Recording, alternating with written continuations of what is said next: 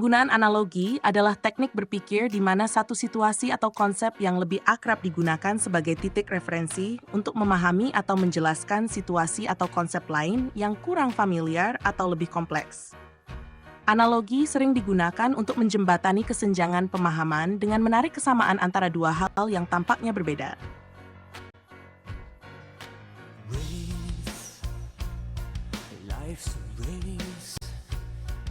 Tujuan penggunaan analogi. 1. Menyederhanakan konsep yang kompleks.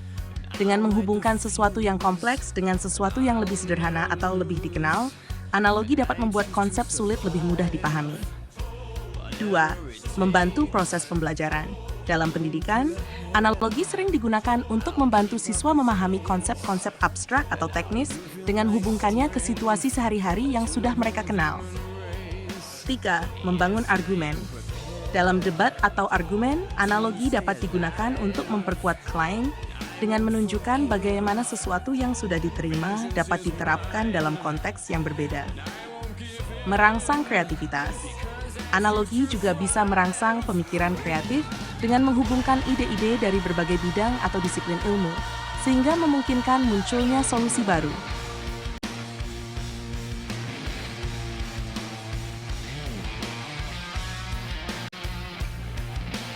Jenis-jenis analogi.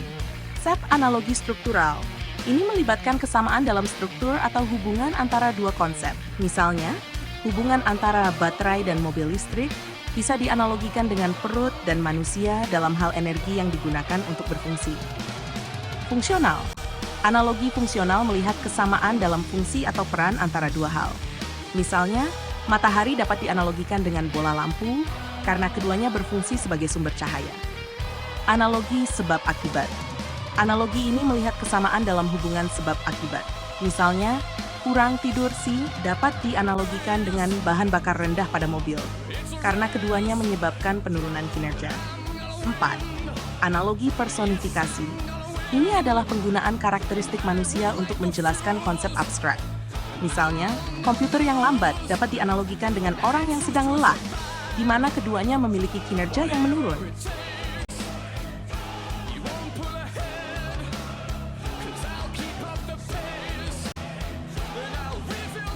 Langkah-langkah menggunakan analogi. 1. Identifikasi konsep atau masalah. Mulailah dengan memahami konsep atau masalah yang ingin dijelaskan atau diselesaikan.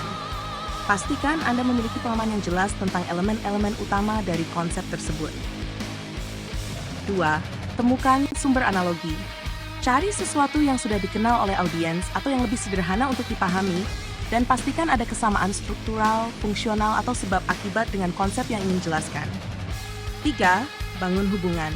Jelaskan bagaimana dua hal tersebut terkait. Buat analogi menjadi jelas dengan menunjukkan persamaan dan perbedaan antara kedua hal tersebut. 4. Uji kekokohan analogi. Pastikan bahwa analogi tersebut tidak menyesatkan atau tidak tepat.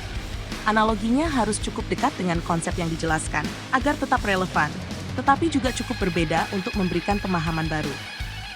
Gunakan analogi secara berkelanjutan.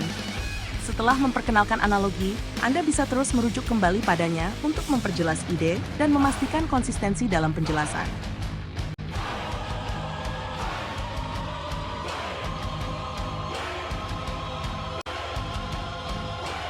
Contoh penggunaan analogi. 1. Pendidikan. Untuk menjelaskan konsep atom kepada siswa sekolah dasar, seorang guru bisa menggunakan analogi sistem tata surya, di mana inti atom diibaratkan sebagai matahari dan elektron sebagai planet-planet yang mengorbit di sekitarnya.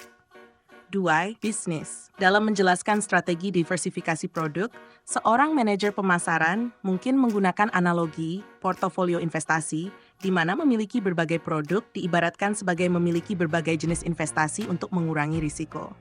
3. Teknologi. Untuk menjelaskan bagaimana enkripsi data bekerja, seseorang bisa menggunakan analogi kunci dan gembok, di mana data diibaratkan sebagai objek yang dilindungi oleh enkripsi yang berfungsi seperti gembok yang hanya bisa dibuka dengan kunci yang tepat. Psikologi. Untuk menggambarkan pentingnya istirahat bagi otak, seorang psikolog mungkin menggunakan analogi baterai ponsel yang perlu diisi ulang agar tetap berfungsi dengan baik.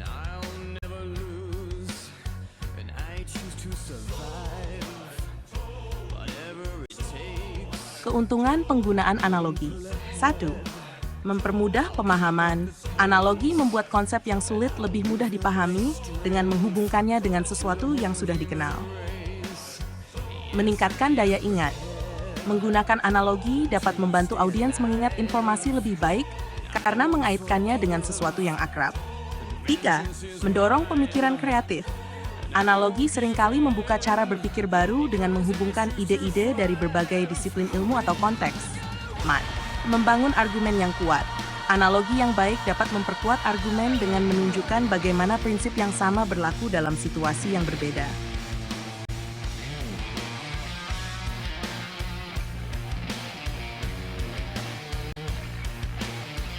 Tantangan dan keterbatasan. 1. Kesalahan analogi. Jika analogi tidak tepat atau terlalu jauh dari konsep yang dijelaskan, analogi bisa menyesatkan dan menyebabkan kesalahpahaman. 2. Simplifikasi berlebihan. Analogi bisa terlalu menyederhanakan konsep yang sebenarnya lebih kompleks, sehingga detail penting bisa terlewatkan. Tidak selalu universal. Analogi yang bekerja dengan baik dalam satu konteks mungkin tidak bekerja dengan baik dalam konteks lain, terutama jika audiens memiliki latar belakang yang berbeda.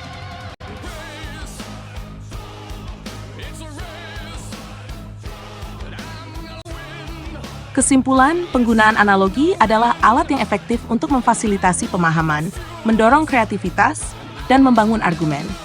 Namun, penting untuk menggunakan analogi dengan hati-hati, memastikan bahwa hubungan yang dibangun tidak menyesatkan dan tetap relevan dengan konsep yang dijelaskan.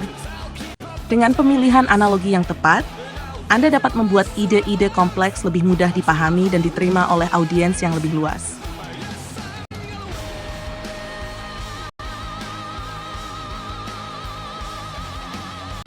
Demikian, semoga bermanfaat.